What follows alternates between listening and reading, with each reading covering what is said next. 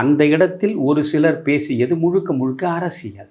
அதிலும் குறிப்பாக நீங்கள் பெரியார், அண்ணா சம்பந்தப்பட்ட ஆவணப் படங்களை வெளியிட்டது முற்றிலும் தவறு.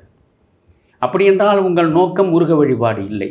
முருகனின் பெயரால் இந்துக்களின் வாக்குகளை ஒன்றாக சேர்ப்பதற்காக நீங்கள் முருகன் முகத்தை காட்டுகிறீர்கள். நீங்கள் ஒரு வாக்கு வங்கியை உருவாக்குகிறீர்கள் என்றால் அது நாகரிக சமுதாயத்தின் நல்லடையாளமாக என்னால் ஏற்க முடியாது. பேரை சூட்டி இருக்க அதிமுகவே நான் வருகிறேன்.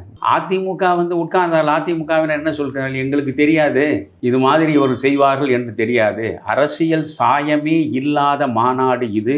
நயனார் நாகேந்திரன் அவர்கள் திரும்ப திரும்ப சொன்னார். நயனார் நாகேந்திரன் அரசியல் பேசவில்லை. இது முழுக்க முழுக்க ஓரிருவர் அதை முழுவதுமாக அரசியல் களமாக மாற்றிவிட்டது வருத்தத்திற்குரியது. அதிலும் குறிப்பாக அண்ணாவை பற்றியும் பெரியாரை பற்றியும் முருகன் இருக்கக்கூடிய இடத்தில் நீங்கள் ஏன் கொண்டு வந்து சேர்க்கிறீர்கள்? இவர்கள் அத்தனை பேரும் நாத்திகர்கள், இவர்கள் கடவுள் மறுப்பாளர்கள். கடவுளர்களுக்கு எதிராக அவர்கள் 1000 செய்திகளை அன்றாடம் பேசி பேசியே அரசியலில் வளர்ந்தவர்கள். அவர்களுக்கு நீங்கள் எதற்காக அந்த இடத்தில் ஒரு முக்கியத்துவம் கொடுக்கிறீர்கள்? அவர்கள் ஆவணங்களின் மூலமாக என்னென்ன கடவுள்களை பற்றி பேசினார்கள், முருகனை பற்றி பேசினார்கள், மற்ற தெய்வங்களை பற்றி பேசினார்கள் என்று அந்த ஆவணப்படத்தை போடுவதன் மூலம்தான் அங்கே கூடியிருக்கிற முருக பக்தர்கள் அறிந்து கொள்ளப் போகிறார்களா?